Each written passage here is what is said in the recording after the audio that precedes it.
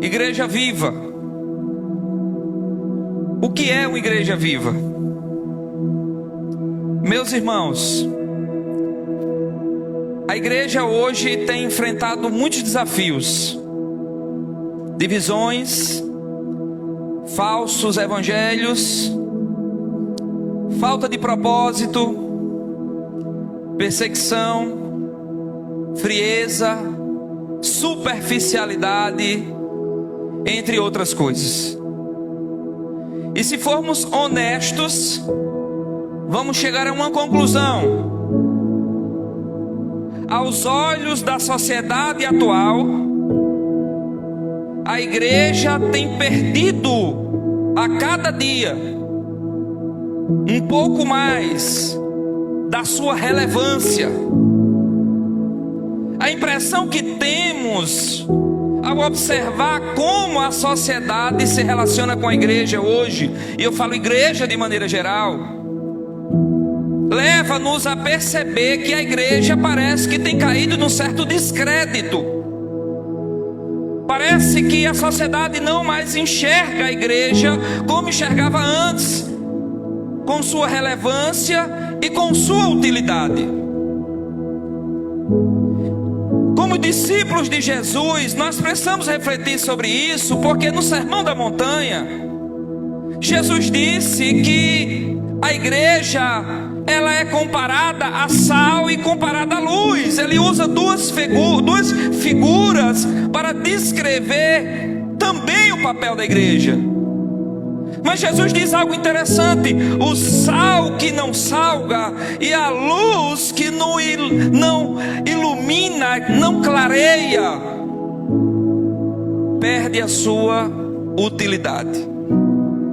Jesus chega a dizer: se o sal ficar insípido, para que serve a não ser para ser lançado e pisado pelos homens? Eu acredito que se você fizer essa reflexão honesta juntamente comigo, você vai chegar a essa conclusão.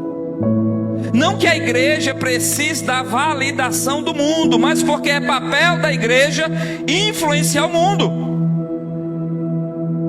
Então, pensando sobre isso, nós chegamos a uma conclusão inequívoca de que precisamos ser uma igreja fiel, santa, corajosa, comprometida, para que o nosso valor seja restaurado e a nossa utilidade e relevância em nosso tempo sejam resgatadas, de maneira que Deus se faça conhecido por meio de nossas vidas.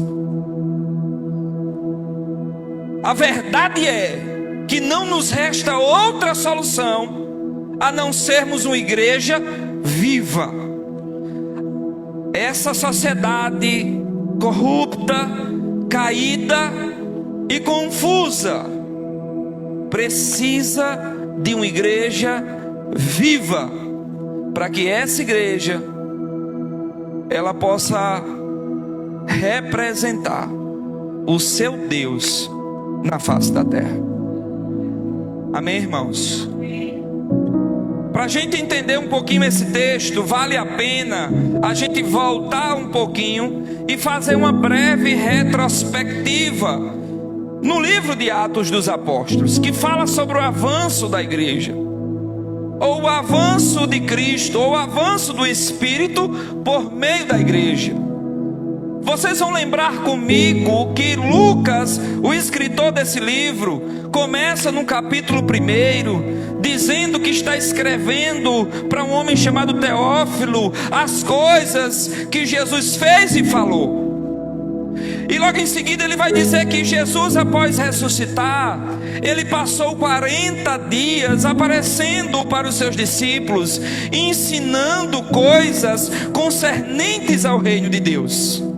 Enquanto Jesus aparecia para os seus discípulos, Jesus falou para eles que não se ausentassem de Jerusalém, Porque existia uma promessa que seria cumprida sobre a igreja, que João Batista tinha falado, quando lá no Evangelho de João mencionou que não era digno de desatar a correia das sandálias daquele que viria após ele, porque João batizava com água, mas aquele que viria depois dele batizaria com o Espírito Santo. E isso é mencionado por Lucas aqui no capítulo de número 1. E então, com base nessa promessa, os discípulos perguntaram mais uma vez a Jesus: Senhor, qual vai ser o tempo que o Senhor vai restaurar o reino a Israel? E Jesus responde para eles: não compete a vocês conhecer tempos ou épocas, deixe essa bola de cristal para lá. Mas Jesus disse: vocês vão receber poder quando o Espírito Santo descer sobre vocês, e vocês vão ser minhas testemunhas, tanto em Jerusalém como em toda a Judeia, lá em Samaria e até aos confins da terra.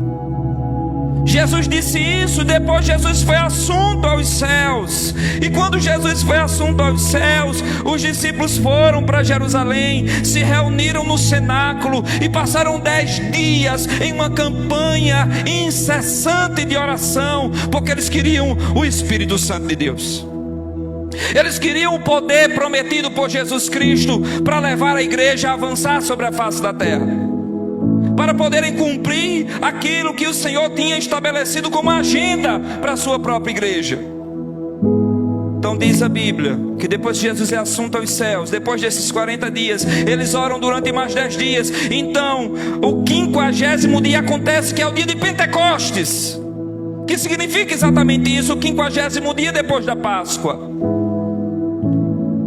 E quando se cumpriu o dia de Pentecostes, eles estavam ali 120 pessoas no cenáculo, reunidos em oração, quando de repente um vento impetuoso invadiu aquele lugar.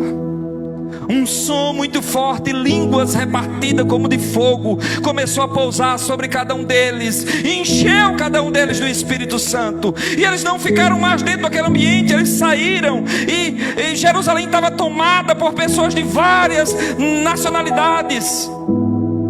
Então Deus usa essa igreja recém-batizada com o Espírito para pregar e falar sobre as grandezas de Deus. E agora no capítulo 2, Pedro, a partir desse evento, diz a Bíblia que Pedro se levanta e prega o primeiro sermão depois de Pentecostes. E Pedro confronta aquelas pessoas dizendo: esse Jesus que vocês mataram, Deus fez dele Senhor, ele ressuscitou. E Pedro prega um sermão poderoso, enaltecendo, exaltando a pessoa e a obra de Jesus Cristo. E diz a Bíblia que 3.000 pessoas se converteram naquele dia.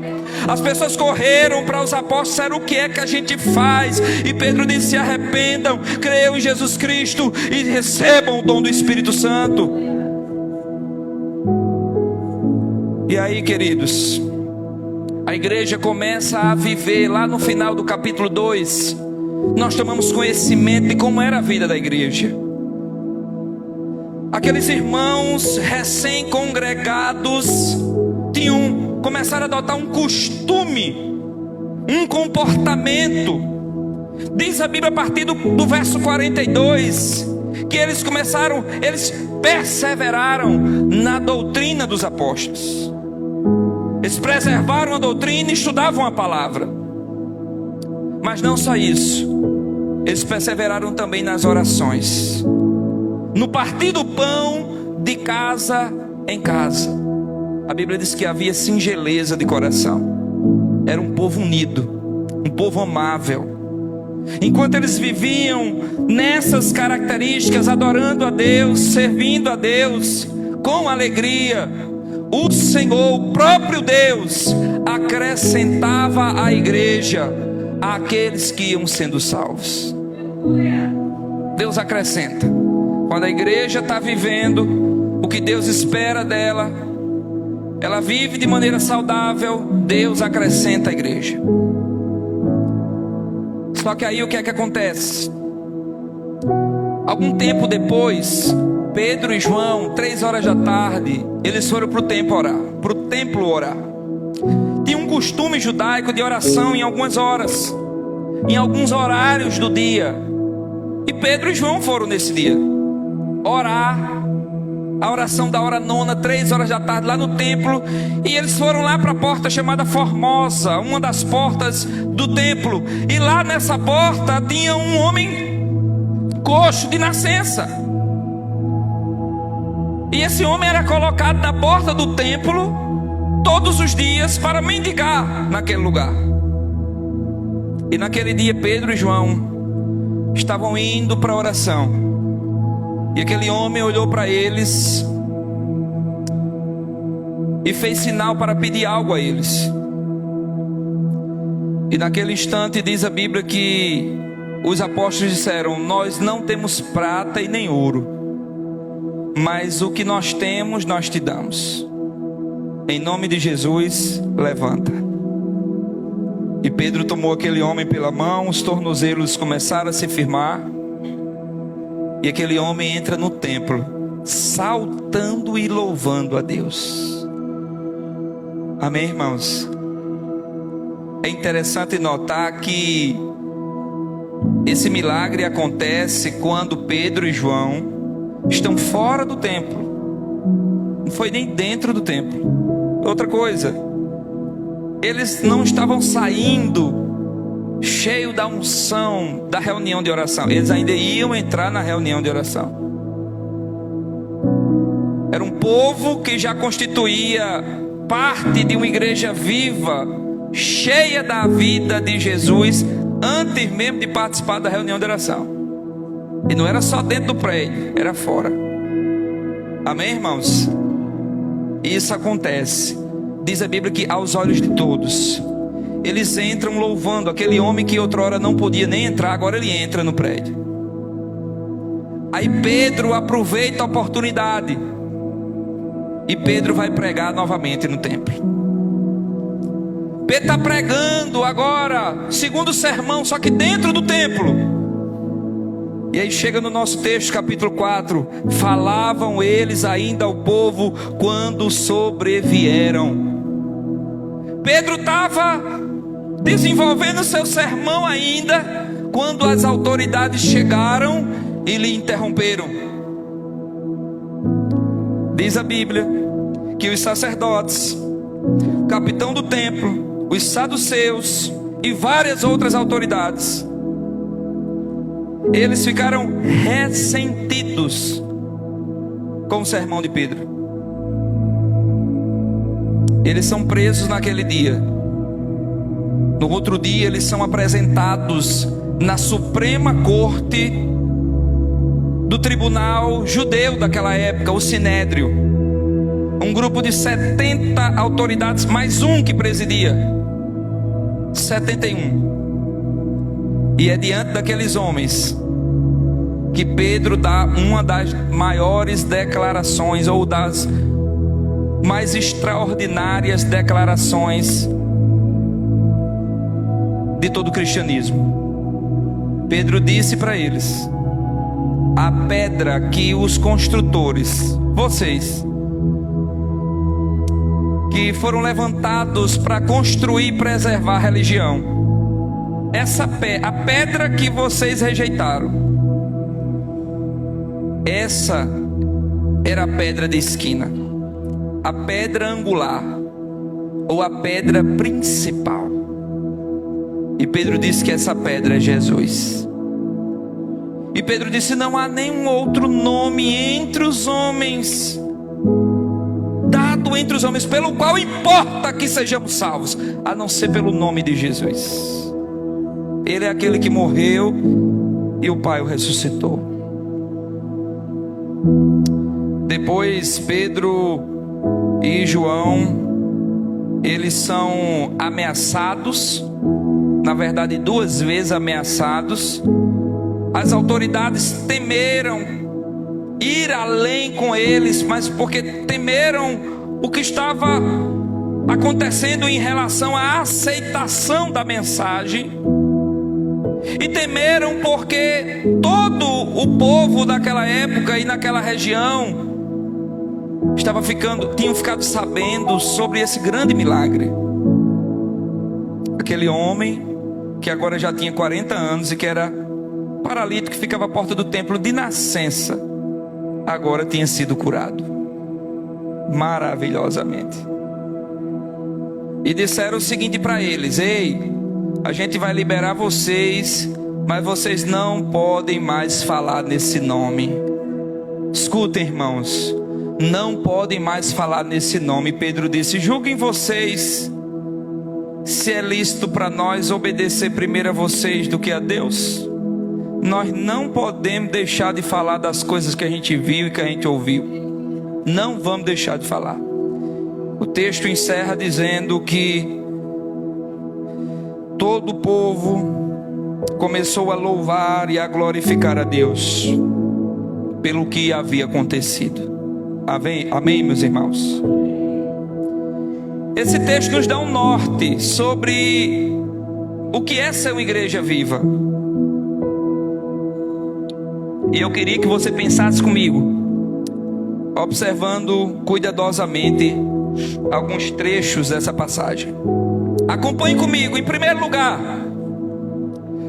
igreja viva é uma igreja que desperta reações. Igreja viva é uma igreja que desperta reações. A igreja não é neutra e nem morna. A igreja não passa em branco e também não pode passar despercebido. Primeira reação que aconteceu aqui, que acabou brotando no coração das pessoas a partir do comportamento da igreja, foi justamente o ódio. Essa igreja que desperta reações, ao longo dos anos ela tem despertado ódio nas pessoas também. A Bíblia diz que as autoridades do templo, e ali tinha pessoas mais velhas, representantes das tribos, líderes, anciãos do povo. Ali tinha pessoas de um grupo religioso chamado de saduceus. Era aquele grupo de elite, mas composto por aquele pessoal de uma classe social mais elevada. Mas tinham pessoas também como os escribas, que alguns deles representavam uma outra classe também, chamada de fariseus.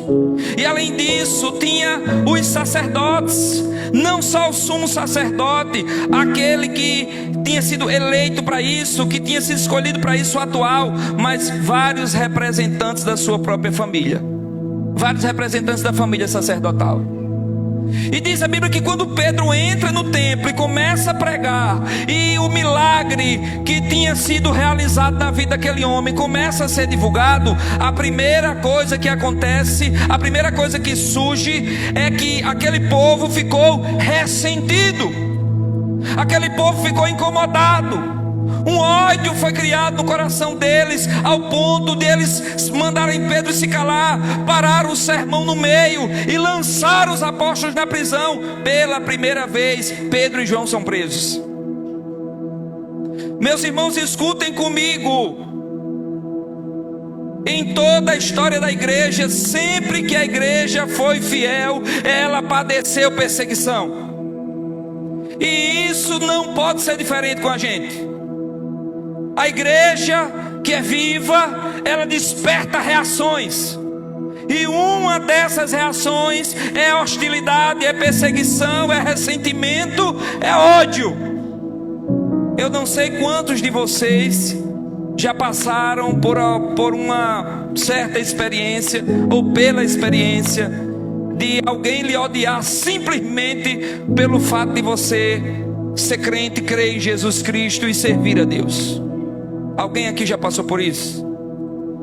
Às vezes as pessoas elas só não têm coragem de dizer que é por isso, mas elas muitas vezes nos odeiam simplesmente por conta da nossa crença em Jesus Cristo e por aquilo que nós anunciamos, pelos valores que nós defendemos.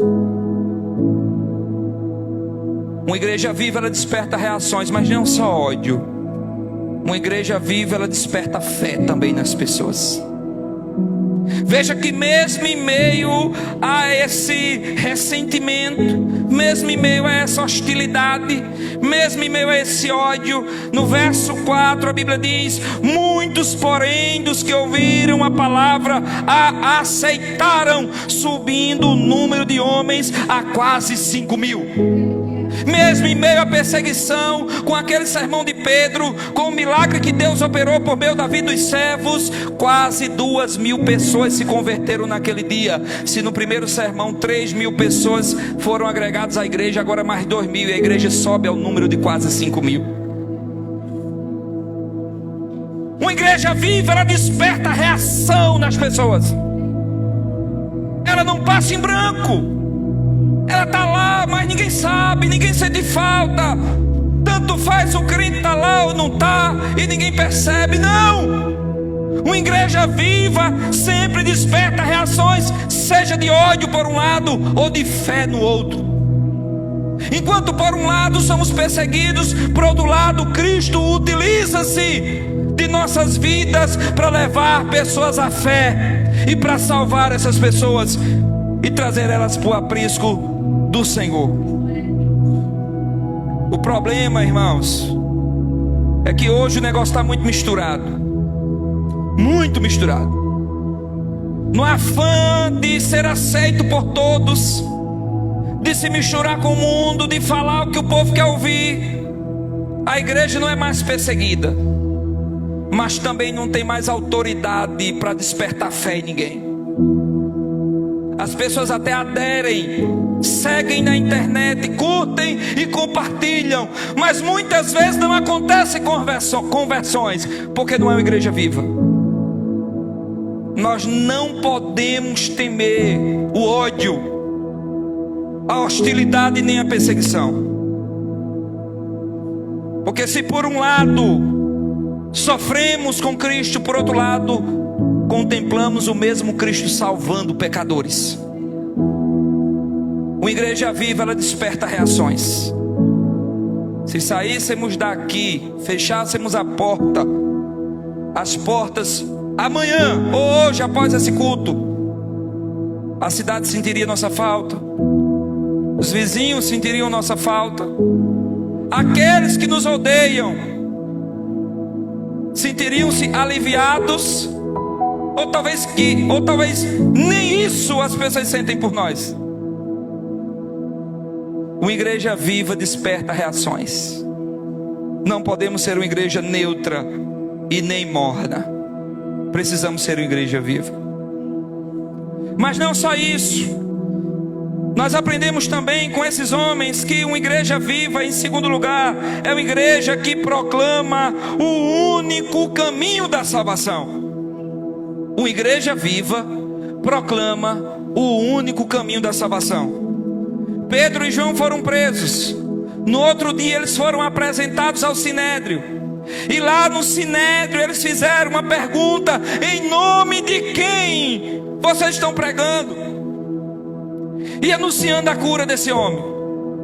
Acompanhe comigo a partir do verso 5.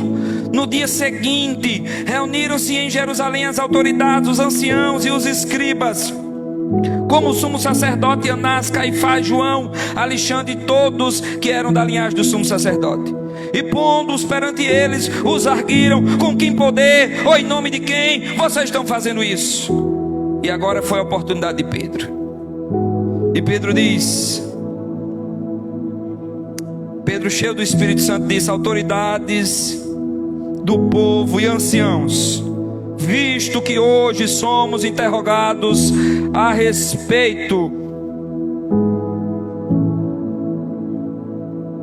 do benefício feito a um homem enfermo e do modo que foi curado, porque foi curado, tomai conhecimento vós todos e todo o povo de Israel, de que em nome de Jesus Cristo o Nazareno, a quem vós crucificastes e a quem Deus ressuscitou dentre os mortos, sim, em seu nome é que este está curado perante vós. Olha uma coisa interessante. Pedro, naquele dia, é colocado perante as autoridades para ser julgado. Mas Deus estava com Pedro, e Deus usou Pedro de uma maneira tão tremenda, que Pedro naquele dia é quem faz as denúncias. Foram vocês que crucificaram Jesus. Tentaram colocar Pedro como culpado, como réu, e foi Pedro que se levantou e acusou eles. Pedro que colocou eles no tribunal. Pedro que colocou eles no tribunal. Foram vocês. E aí Pedro vai dizer: esse Jesus que eu estou falando, é a pedra rejeitada por vós, os construtores, a qual se tornou a pedra angular. Presta aí um pezinho para colocar aqui em cima. A pedra angular, porque está voando aqui a página. E não há salvação, obrigado. E não há salvação em nenhum outro, porque debaixo do céu não existe nenhum outro nome dado entre os homens pelo qual importa que sejamos salvos. Escuta uma coisa, irmãos. A igreja do Senhor Jesus, deixa eu colocar isso melhor. Muito tem se falado hoje sobre a palavra inclusão. Inclusão. Eu quero dizer a vocês que a igreja verdadeira de Jesus nunca teve problema de relacionamento no que diz respeito à valorização de pessoas. Na carta de Efésios nós tomamos conhecimento que Jesus Cristo, Ele derrubou a parede da separação. Para a igreja de Jesus não tem cor. Para a igreja de Jesus Cristo não tem classe social, não tem tradição. Na igreja de Jesus todo mundo é um. Amém, irmãos? Só que me deixa dizer outra coisa. Quando o assunto é salvação, nós não somos inclusivistas, nós somos exclusivistas. Nós não cremos que todos os caminhos levam a Deus, assim como Pedro não cria e nenhum apóstolo cria. Não cremos que todos os caminhos levam a Deus. Só há um caminho que leva a Deus, e esse caminho é Jesus Cristo. Uma igreja viva nunca vai se envergonhar e nem temer proclamar o único caminho de salvação. E esse único caminho de salvação é Jesus Cristo. Ele é a pedra angular, Ele é a pedra de esquina, Ele é a principal pedra que os construtores rejeitaram, mas que Deus fez dele caminho, verdade e vida. Pedra de esquina. Na construção era aquela pedra que ficava embaixo, segurava toda a estrutura. Hoje a gente chama amarração, mas também era usada para segurar arco. Os arcos que eram feitos de passagem de porta, era aquela pedra que ficava no meio. Uma pedra de amarração ou de sustentação. Pedro está dizendo que é essa pedra angular que sustenta a igreja e que leva o homem à salvação. A principal pedra é Jesus Cristo, e Ele é o único caminho da salvação. Pedro diz: não há outro nome dado entre os homens pelo qual importa que sejamos salvos. É Jesus Cristo de Nazaré. Estão falando sobre tudo hoje, menos sobre salvação. Mas uma igreja viva, ela proclama no poder do Espírito Santo que só há um caminho de salvação, e esse caminho é Jesus Cristo. Ele é o único mediador entre Deus e os homens. Jesus Cristo, homem. A igreja não tem medo não de dizer isso não. Não é todo o caminho que leva a Deus não. Nós respeitamos qualquer religião, respeitamos as decisões pessoais de cada pessoa, mas nós não podemos mudar a nossa fé e nem distorcer a palavra de Deus para agradar os outros. Só há um caminho de salvação, e esse caminho é Jesus, o nome sobre todo nome, o nome perante quem um dia todo joelho se dobrará e toda língua confessará que Ele é Senhor e Deus, para a glória de Deus Pai. Senhor e Cristo, para a glória de Deus Pai. Então, irmãos, uma igreja viva, ela proclama, ela é exclusivista quando o assunto é salvação. Tem isso não. Ah, irmão, nós adoramos o mesmo Deus, é muito bonito. tudo na mesma fé, você vai por aqui, eu vou por ali, a gente se encontra lá. Não, Jesus é o caminho. Amém, irmãos? Mas em terceiro lugar, eu aprendo que Igreja Viva é uma igreja conhecida por seu relacionamento com Jesus.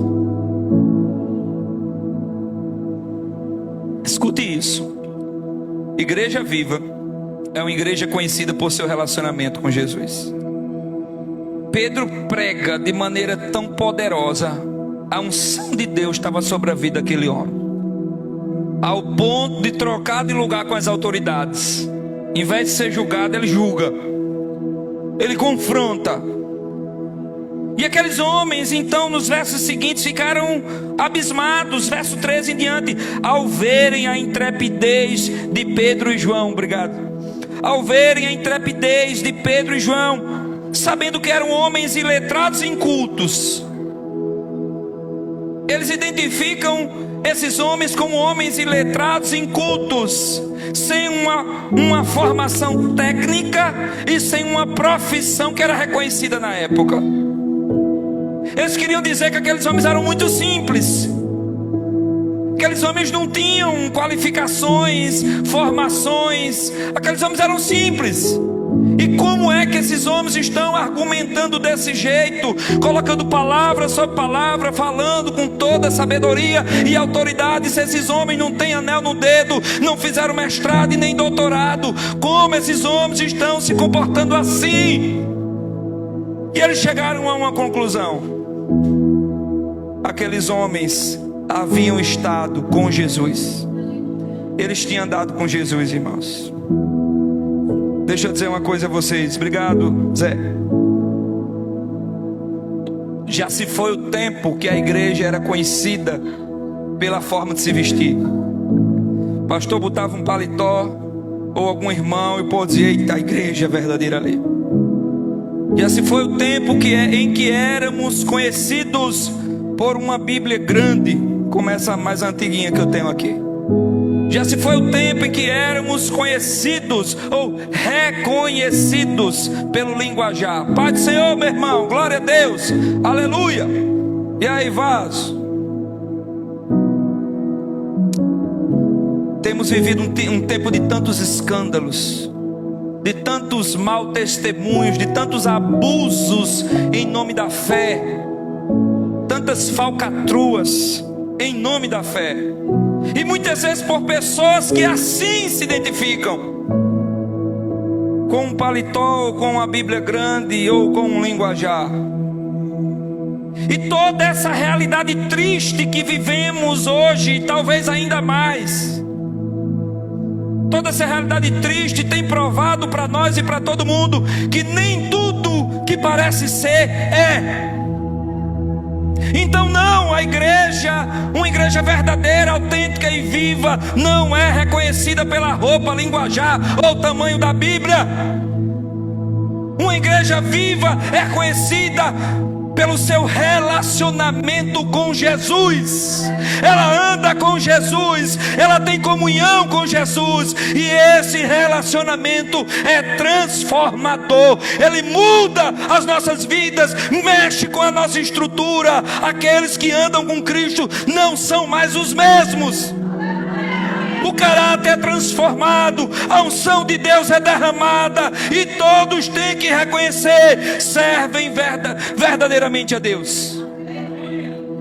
Eu lembro de um tempo em que fui morar numa cidade e tive que passar quase 2 anos andando com a calça comprida pelas ruas, com medo do que iam dizer por conta das minhas tatuagens. As tatuagens que eu fiz no tempo que eu era perdido, quem conhece meu testemunho sabe, que eu fiz na adolescência. E foram quase 2 anos caminhando, que eu sabia que existia um preconceito até mesmo no meio do povo de Deus. E eu tive que andar com aquelas calças, um sol quente aqui no sertão, um sol desgramado, suando pelos cantos. Sempre andei muito pela cidade, para cá e para lá. Depois de quase 2 anos, as pessoas conhecendo um pouco do meu caráter, aí então eu comecei a vestir uma bermuda, um short, Ainda assim tiveram pessoas que ficaram com o rosto meio torto para mim. Um dia cheguei de uma vigília 5 horas da manhã. Um diácono se encontrou comigo na porta de casa. Eu não queria conversa naquela hora, porque eu tinha passado a madrugada já. E aquele diácono era um homem de Deus de oração. Toda vez que me pegava era de 40 minutos a 1h30 de oração. Eu vim chegando os olhos vermelhos, passei a noite. Quando terminou a vigília, fui deixar o povo em casa num carro quebrado. Cheguei cansado com o Samara, o diácono: pastor, eu vou subir com o senhor lá no primeiro andar. Oh meu Deus, como é que eu vou despachar o meu irmão, que eu estou muito cansado. Aí naquele dia eu fui no quarto rapidamente, troquei de roupa, vim com a bermuda. O diácono viu: pastor, pelo amor de Deus, tatuagem, pastor, é do cão. Eu disse: ô meu irmão, estou tão cansado para a gente iniciar essa conversa agora. Deixa essa poba aí. Isso foi no tempo, irmão. Eu era cego, eu era perdido, Jesus me encontrou. Mas não pode não, pastor. Eu disse: ô meu irmão, esqueça esse negócio. Pastor, pelo amor de Deus, o senhor tem que tirar. Eu disse: é muito caro, meu irmão. Tem que fazer inserções aí a leis, é muito dinheiro, não tenho. Mas a gente faz uma campanha, pastor. Eu disse: meu irmão, não quero não, meu irmão. Porque o Senhor tem usado essas tatuagens como ponto de contato. E eu tenho chegado até alguns jovens e adolescentes, e tenho tido a oportunidade de contar o meu testemunho e o que Cristo fez por mim, meu irmão. Aí depois ele entendeu e deixou de me perturbar. E fizemos uma oração ali e ele foi embora. Irmãos, nós somos conhecidos, uma igreja viva, é reconhecida por andar com Jesus, pelo seu relacionamento com Jesus. Quem anda com Jesus fica parecido com Jesus, irmãos.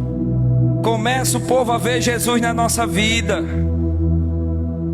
Amém, irmãos? E isso vai muito além da espada, né? Do Espírito, que é do tamanho da espada. Eu cheguei aqui semana passada, irmãos. Eu gosto muito de ficar bem arrumado. Mas no sertão, e com esses problemas de saúde ainda que eu tenho, eu sou muito limitado para vestir muita roupa. Então às vezes eu não consigo. Aí eu vim semana passada de gravata. Meninos, irmãos, disseram: pastor, foi o que aconteceu com o senhor? Mas pastor, e aí agora eu entrei de terno, né? Com blazer. Aí os irmãos disseram: eita, o homem se converteu, tá crente. Meus irmãos, Pedro e João foram reconhecidos. Eles olharam para o comportamento daqueles homens, a maneira com que aqueles homens se portaram e apresentaram Cristo, e não temeram, a ousadia, a intrepidez, a unção. E eles não tiveram uma outra conclusão a não ser esses homens andaram com Jesus. Pelo fato de eles terem andado com Jesus, a vida deles ficou marcada. Amém, irmãos? Quando a gente anda com Jesus, nossa vida fica marcada, é diferente mesmo. É algo que pode envolver roupa, Bíblia e linguajar, mas vai muito além disso, irmãos. Então, uma igreja viva, e eu volto a dizer para vocês, diante de tantos escândalos e tantas notas falsas que circulam no mercado da fé, não é isso aqui que vai dizer se eu sou de Jesus ou não, mas é o meu relacionamento com Jesus. Se vista bem, mas ande com Jesus. Fale glória a Deus e aleluia, mas ande com Jesus. Ande com a Bíblia do tamanho do mundo, mas ande com Jesus também. Amém, irmãos? Em quarto e último lugar, igreja viva é uma igreja que conduz pessoas a glorificarem a Deus. Eu acho muito lindo isso aqui, já indo para o final do texto. Por exemplo, o verso 21. Depois, ameaçando-os mais ainda, os soltaram, não tendo achado como os castigar por causa do povo, porque todos glorificavam a Deus pelo que acontecera. Se você voltar um pouquinho atrás, no capítulo 3, você vai perceber uma coisa interessante. Assim que aquele homem é curado, e quando eles entram no templo com aquele homem que recém-curado agora saltava e louvava a Deus, eles entram no templo. Pedro e João têm um comportamento muito interessante. Olha o que diz a partir do verso 11. Apegando-se ele a Pedro e a João. Todo o povo correu atônito para junto deles no pórtico chamado de Salomão. À vista disto, Pedro se dirigiu ao povo dizendo: israelitas, por que vos maravilhais disto? Ou por que fitais os olhos em nós? Grave isso. Pedro está dizendo: por que é que vocês estão olhando para nós como se pelo nosso próprio poder ou piedade o tivéssemos feito andar? Olha como o povo é tendencioso à idolatria. Pedro e João haviam acabado de ser usados como instrumento poderoso nas mãos de Deus para levar aquele homem à cura. E agora todo o povo começa a voltar a sua atenção para os homens. E Pedro percebe isso, e João percebe isso. Então eles advertem o povo: ei, pessoal, vocês estão olhando para nós assim por quê? Estou percebendo o olhar de vocês. Vocês estão olhando para a gente como se tivesse sido nós, ou a nossa piedade, o nosso poder, que tivesse realizado isso. Não fomos nós, foi Deus que fez por meio de Jesus Cristo. Veja que no meio de todo o processo, esses homens de Deus representando essa igreja viva, eles não se permitem ser idolatrados, eles conduzem sempre o povo a adorar a Deus. Uma igreja viva é uma igreja que conduz as pessoas a glorificar a Deus e não a elas mesmas. Outro dia eu vi alguém dizer uma coisa interessante. Esse alguém disse que as estrelas só brilham quando o sol não está brilhando. O problema é que dentro de muitas igrejas existem muitas estrelas querendo roubar o brilho do sol. Mas nós não podemos esquecer que é Jesus Cristo que é o sol da justiça. Que as estrelas se apaguem dentro das igrejas e que o sol da justiça brilhe somente Ele, Jesus Cristo. Que toda honra, glória, louvor, adoração sejam tributados a Ele, tão somente a Ele. Quando essas estrelas começarem a se apagar, pregador famoso, cantor famoso, fulano A, B ou C, igreja com nome de tal, às vezes existe idolatria até mesmo com a placa da igreja. Eu estou já para tirar essa daí. Os irmãos já sabem mesmo que a gente é da Missão à Luz. Tem hora que eu digo: não, olha não, a bicha está ficando tão velhinha. Irmãos, pelo amor de Jesus, é Cristo que precisa ser glorificado. Tudo que a igreja faz é apontando para Cristo, para que Deus seja glorificado no Filho. Quando terminamos a oração do Pai Nosso, nós declaramos: Teu é o poder, o reino e a glória para sempre. Amém. Uma igreja viva é composta por um povo que não tenta brilhar, mas que leva os outros a contemplar o brilho de Cristo. Uma igreja viva é composta por um povo que não se sente estrela, mas que se alegra com o sol da justiça, que é Cristo. Uma igreja viva não se permite ser adorada, não permite com que o foco das pessoas ou a afeição das pessoas se direcionem para nós e para servos e servas. A igreja viva é uma igreja que sabe que nós não passamos de servos do Deus vivo e verdadeiro.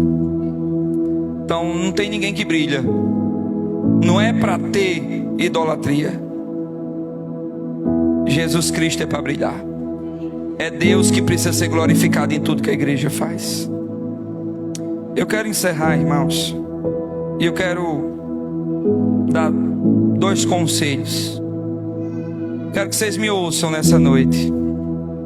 O primeiro é para você que está aqui nessa noite e que ainda não tem um relacionamento com Jesus. Se tem alguém aqui nessa noite que ainda não tem um relacionamento com Jesus, eu quero que você se lembre do que Pedro disse enquanto interrogado por aquelas autoridades. Escute: não há nenhum outro nome dado entre os homens pelo qual importa que eu seja salvo, que você seja salvo. Se você veio aqui nessa noite e você ainda não tem um relacionamento com Jesus, saiba que não há nenhum outro nome dado entre os homens pelo qual importa que sejamos salvos. Jesus precisa ser a tua única esperança de salvação. Creia nele, creia em quem ele realmente é. Não crie um Jesus fictício, não. Jesus é a pedra angular.